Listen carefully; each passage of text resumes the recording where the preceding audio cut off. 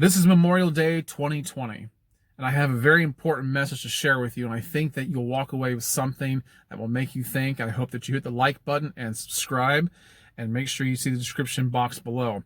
Now, this is the day in which we take every year to honor the men and women of our armed forces who have laid everything in the line that we may know and experience the freedom that we have in this country. The wars that we've been embroiled in the past have been far more grave than what we have known in the past 30 years.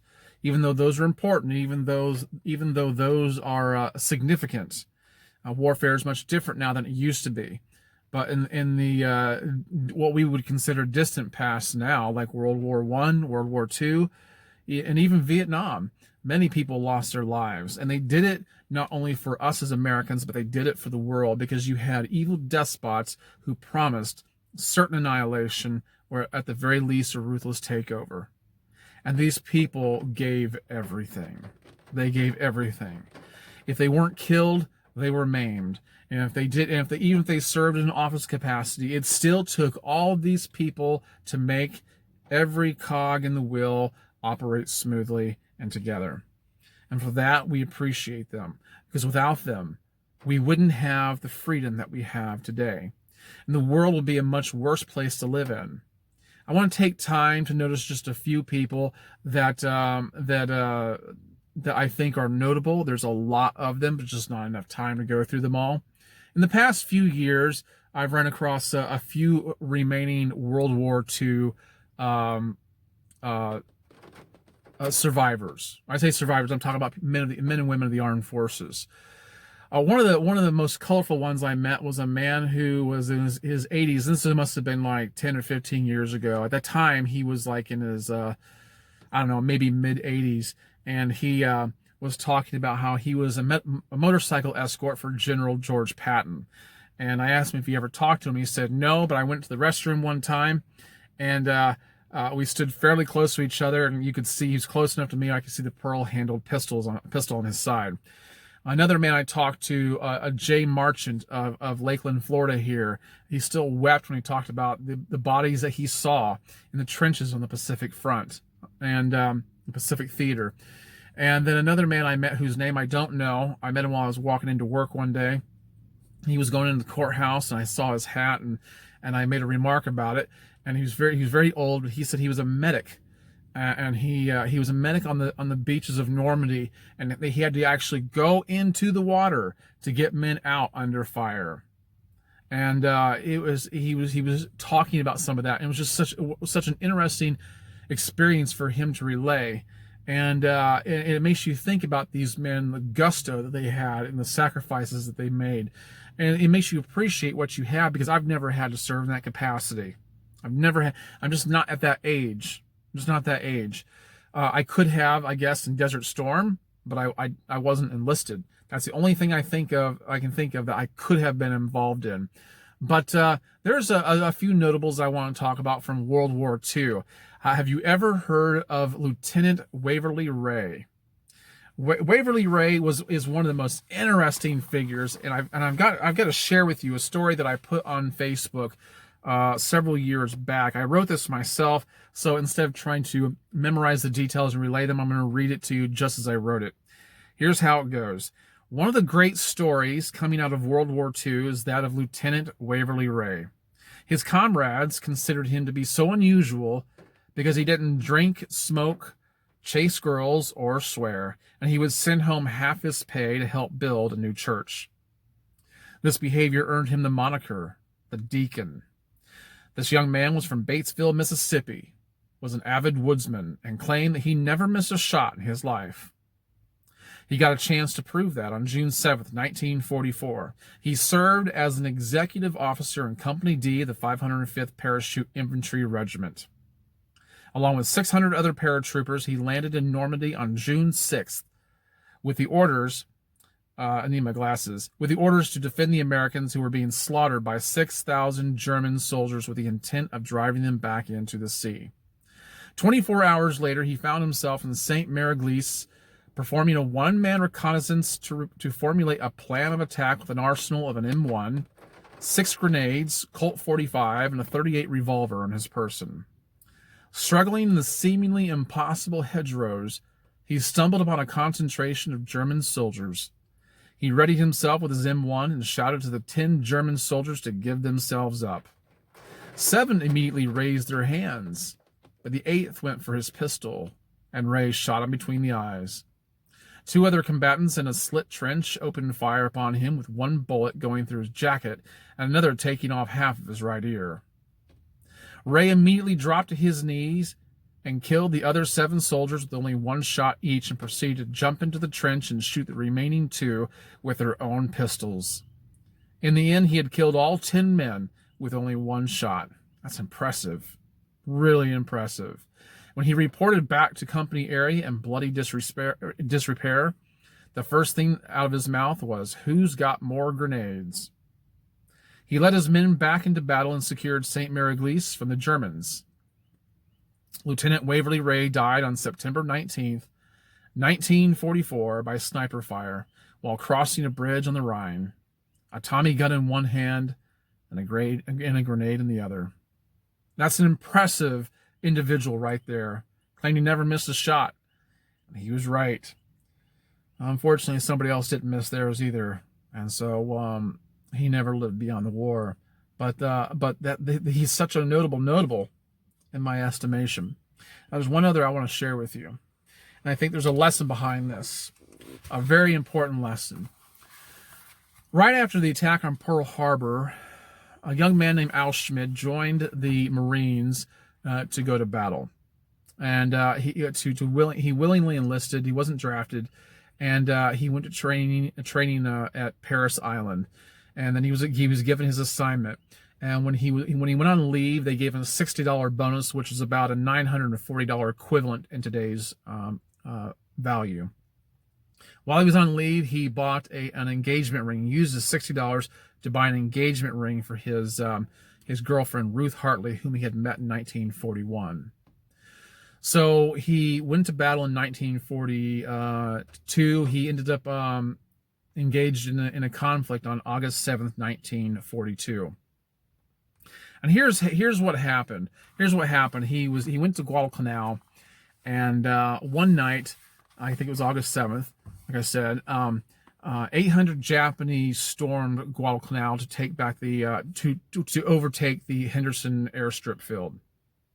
Okay, and so he was assigned as a machine gunner with 2 other men. And while the 800 Japanese were attacking their position, one man was shot and killed. The other man, by the last name of Diamond, was maimed. He was hurt and could barely hold on. Waverly had a serious foot infection, but he would not leave his post because he did not want to leave his fellow soldiers. He fought on during the night for 4 hours, firing the machine gun alone and loading and reloading, either by himself or with very little assistance.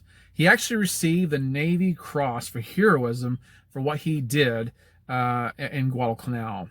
But while he was there, one of the Japanese soldiers managed to throw a grenade into his position, and it injured him. And also, I think he was shot at and hit, and that injured him some more. And I'll tell you about that more in a second.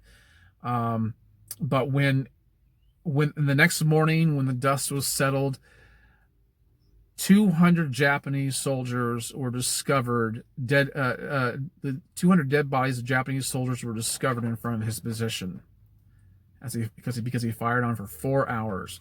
But listen, this is not where the story ends. He was sent to San Diego to repair from his injuries. And here's what happened. Okay, here's what happened. And this is a very touching story, and I want you to remember this. Private Al Schmidt of the Marine Corps was facing life, and he was blind. In San Diego Naval Hospital, he began his readjustment. "Dear Ruth," he said. The Red Cross girl, Virginia Pfeiffer, wrote it down. She did not hesitate when he came to the part about breaking his engagement to Ruth, because I don't want to be a drag on anybody. She signed his name, Al. The Japanese bullet that blinded Al Schmidt after his machine gun killed 200 Japanese had struck far from Guadalcanal. When she left the room, Virginia reread the letter. Then she added a postscript asking Ruth to go on writing. With his intelligence, personality, and humor, there is no reason why you can't build something pretty fine out of life. Last week, Al Schmidt, marine cap perched jauntily, stepped off a train onto the windswept Philadelphia station platform. His mother and father were there to meet him. So was Ruth Hartley. He could not see the tears in their eyes, and he laughed when he felt the shape of Ruth's hat pressing against him. Said Ruth, bursting with wedding plans, "He'll never be a drag on anyone, not that one." Other welcome home news for Al Schmidt was the doctor's verdict that after more months of hospital care, he possibly might regain partial vision in his one remaining eye. These are people, these men and women who went to battle, stood in the gap for people like you and I, even today. They stood in the gap. And they knew what victory was, but victory came at a high cost. Came at a very high cost. And a lot of them suffered the scars for the rest of their life, whether it was emotionally or physically. But it affected everyone. It affected everyone. One of the greatest things that you can give somebody is encouragement. And for this, I applaud the Red Cross Guard Virginia Pfeiffer. She is as much of a hero as anybody else in the war situation. You have to remember, everybody counts. You take one person out, and the machine does not operate quite as well. If you take enough people out, it falls apart. Virginia Pfeiffer was a critical component in all of this. She stood in the gap for Private Al Schmidt after he stood in the gap for us. She was an encouragement to him.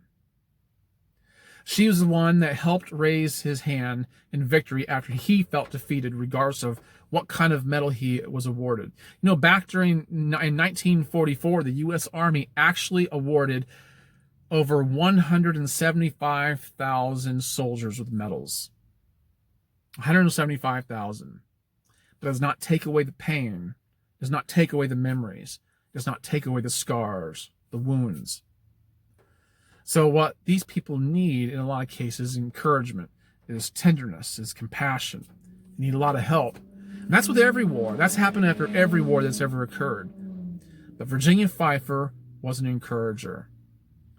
She helped stand in the gap, because if she had not interfered, if she had not placed herself in that letter with a postscript, there may have been no Al Schmidt and Ruth Hartley. There may have been none. He might have given up hope. And I don't know what became of him after that. I guess I could look it up and report it to you, but this is what I wanted to emphasize. Some people are born with a spirit of encouragement. Other people have to work at it. But mark my words, being an encourager being an encourager to people who are down and out, standing in the gap for those who cannot raise their own hand in victory. That's a heroic act. That really is. You might know people within your sphere today who are downtrodden, who are discouraged, who are depressed. And you may feel like, well, that's tough. That, life is hard. But remember, you can be an encourager to people. It doesn't mean you have to tell them everything that you think they want to hear. It may be being of some assistance to them in some way. It may just mean listening to them. It may just mean being a friend. Or it might be helping them in some way they can't help themselves. It's not always about what you say. It can be about what you do. It can just simply be about being there and listening. But you can figure that out for yourself, because you know the people in your own life better than I do. Be an encourager. Because that's what people need down deep inside. We all feel like giving up, no matter how strong we might appear to be, no matter how well trained or how well equipped we might appear to be for the situation. Just like these soldiers. Everybody gets down. And at some point, everybody breaks. But with the help of an encourager, life can go on. All right, guys. Keep that in mind. Make sure you like and subscribe. Catch you in the next one. Bye-bye.